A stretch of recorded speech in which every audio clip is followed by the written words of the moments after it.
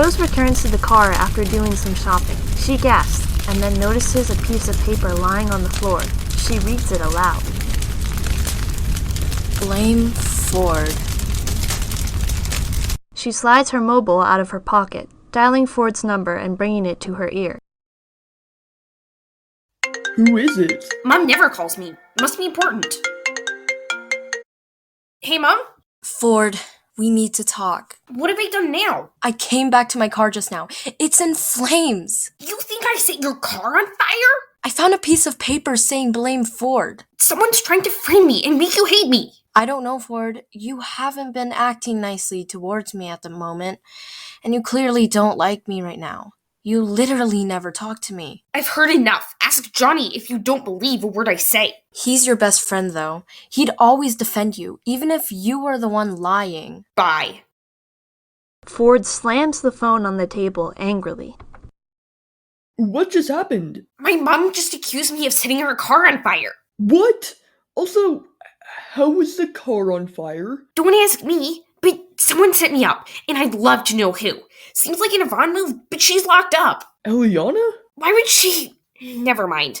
Just forget it. So what if my mom hates me more than she did already? I don't talk to her, see her anymore. It's not a problem. If you say so. We don't have a good relationship at the moment. Don't ask me. You honestly need to repair your relationship. Not until she tells me what's going on. And I will find out. There must be someone that knows. Yvonne or Eliana might, like I said, but I don't think you should talk to Yvonne. You're probably not wrong. I'm going to Eliana's house today. I said I wouldn't, but... On your own? Yes. No, you're not. I'll phone Livy. Fine, but Livy's injured. Who's the one that isn't in school, Ford? Fair point. Hey, Livy, it's Johnny. Hey! Ford wants to go and ask Eliana some questions about his father, but Aya said he cannot go on his own. You're the only other person he trusts. Sure, of course I'll come. I don't even want to be in school today. So many people are staring at me. I'll be at your place in 10 minutes, okay? Of course. Johnny cuts off, smiling at Ford. I didn't know she'd jump at the chance. She's your friend, Ford. True, but... No buts. You and Livy enjoy yourself. Maybe go and get a drink together. I promise I'll be fine. Okay, alright. Need any help, Ava? I'll be fine. I can't believe my mom just took me here and then left. But I'm pleased I met you. Will your mom ever be back? I doubt it. She detests Jalen for whatever reason. Okay, then. See you later. I had to find my way to science classrooms. You okay? Yeah, I'm fine. Hey, Lewis.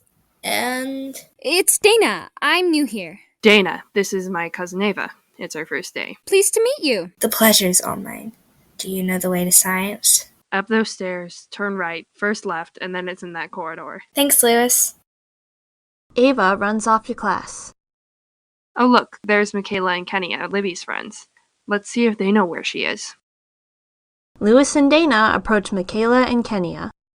Morning, Lewis. And... It's Dana. You two seen Libby? I haven't, unfortunately. I spoke to her about 5 minutes ago. Where is she? Ford needed her help. She had to leave school to go to his aid. No one's hurt. Ford just wanted to do something, and Johnny called Livy. Any clue where she's going? No clue, but she most likely won't be coming back here today. Sorry. It's okay. She was always too busy for me. And who are you? Livy's cousin. Thought I recognized you. What do you mean too busy? She never seemed to have time for me in the last few months we were still friends. It was about 4 years ago, I think, around the time her parents divorced. She was struggling then. At least, that's what Ford said. She had to deal with her insane brother and her parents splitting up. Did you wait for her? For a few months, like I said, but it was like she'd erased me from her life. That's sad. And who is Ford?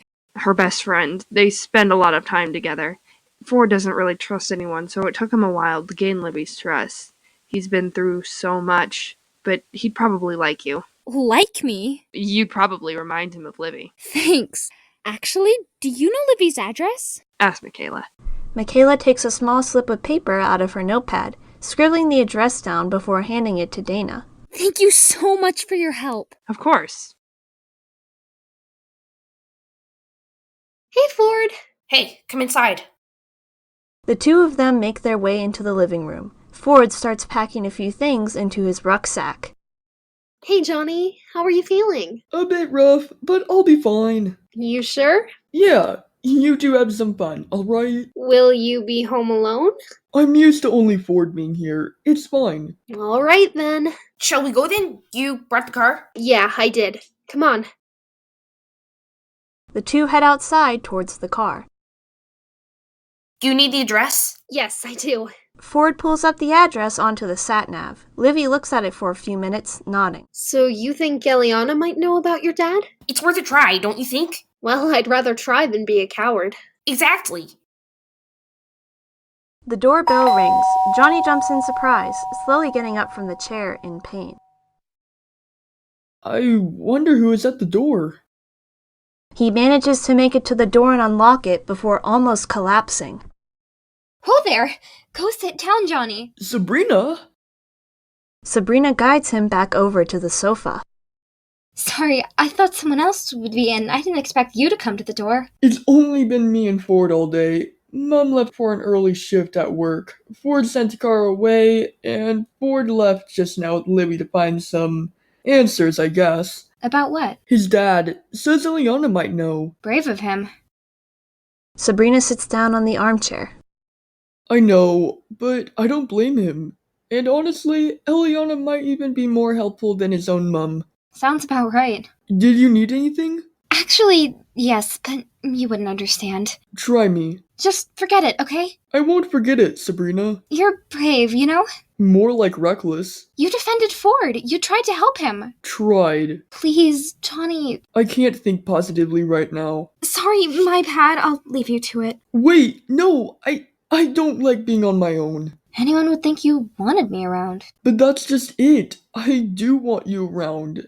You do? Just promise me one thing, Sabrina. Yes? Don't ever blink on me like that again. I promise. Yesterday, I said to Johnny that I would never talk to Eliana, and I didn't want it being brought up again. But here I am. Ford rings the doorbell. Remember, Ford, you can do this. And if she starts mouthing off, just remember that you can do better than her. Eliana opens the door. You? What? I've come to ask about my dad. What? Goodbye. Eliana starts to slam the door, but Ford places his foot in front of it. Feisty. Like you always were. Who's at the door, Ellie? Who's that? A prisoner? Rhea-Lynn runs out of the living room and meets them at the door. Go back inside, Rhea. I don't think so. And if you're asking, I'm her sister, but I feel more like a prisoner than a family member. Won't even let me out the house. Won't even let me go to school when she is the one that messed her life up, not me. Ford looks at Livy, managing a smile. What? What's your name? Ford. I think we're... Shut up, Eliana. It's Rhea-Lynn, but you can call me Rhea. Awesome. Rhea, do you fancy going for a drink with us? Wait, really? No! She's staying with me. Eliana, I think you'll find that she's her own person and she can do what she wants. You can't keep her a prisoner in her own home. I'll come. No, you... Rhea-Lynn shoves past her. The door slams in Eliana's face. She has no right to speak to you like that. And just because of her mistakes, if they even were mistakes, she doesn't have to ruin your life as well. Thanks for that. I need someone to talk to other than her. She's horrible. It's honestly not a problem. Come on. Again, thank you. You don't even have to thank me. I wish everyone was as nice as you. I know they definitely aren't. Also, Ford? Yes? Were you the boy Eliana tried to manipulate? Yes. And wasn't it your best friend who got run over by our mom? Again, yes. Johnny's doing okay, a bit rough, but he's getting better, and at least someone else in the family is nice. Thank you, and I hope Johnny gets better soon. Me too. He will in time, it's just a waiting game now. What do you enjoy doing then? Talking to Ford, board games, at least at the moment. I said before that I feel guilty. It wasn't your fault, Sabrina. Trust me, it was. It was part of Yvonne's and Eliana's scheme. Neither you nor Ford caused that. Ford blames himself too. If you're positive. Please, Sabrina, don't blame yourself. Okay, fine. I don't know what to do anymore, Nico, and thanks for picking me up. I had to call the fire brigade. What do you mean? That boy. Ford? Yes. Who else do you think I'm talking about? I'm sure it was him. Wait a minute. You think that he set your car on fire? Yes, I do. Rose hands him the note. Rose, seriously? Didn't you listen to Ford yesterday? He tried to tell you he was being bullied, and you didn't even take an interest? Your point being? Ford would never even think to do anything like start a fire. Someone else probably did it and tried to blame it on Ford. You can't just trust a note someone's left on the floor. I wouldn't be surprised. I can see why he doesn't want to know you right now. He hates me. He'd do anything to get back at me. Maybe, but at least he wouldn't do something as low as that. Whatever you say, and Ford seemed pretty angry on the phone. What do you expect?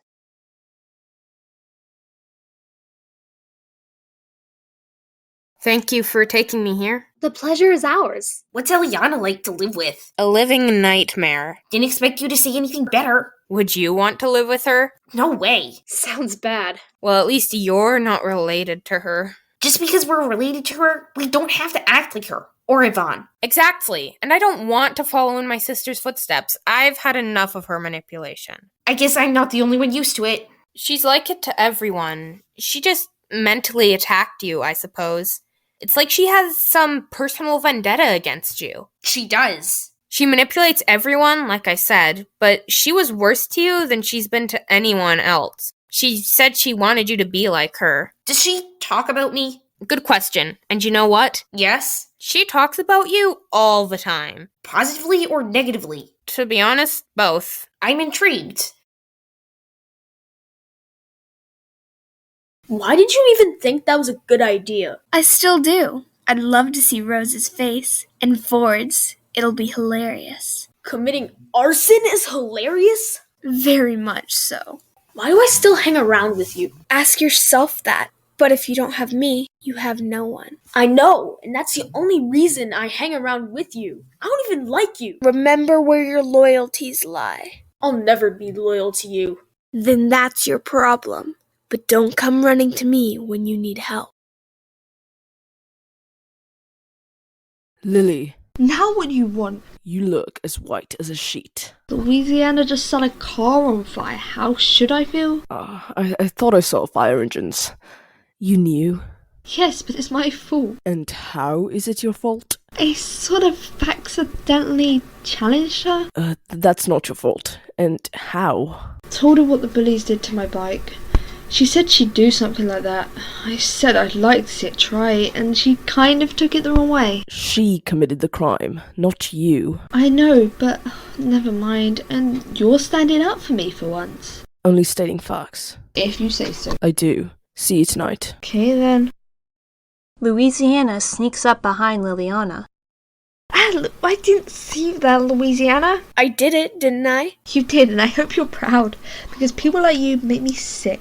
And I don't care about your opinion. And I don't care about yours. Oh, really? You're a bully, plain and simple. And you're a loser with no friends. I'd rather be a loser with no friends than a bully who thinks it's fun to pick on vulnerable people because they're sick of their own life. Then expect to always be a loser with no friends. You're evil. Speak to me like that again, and you won't hear the end of it.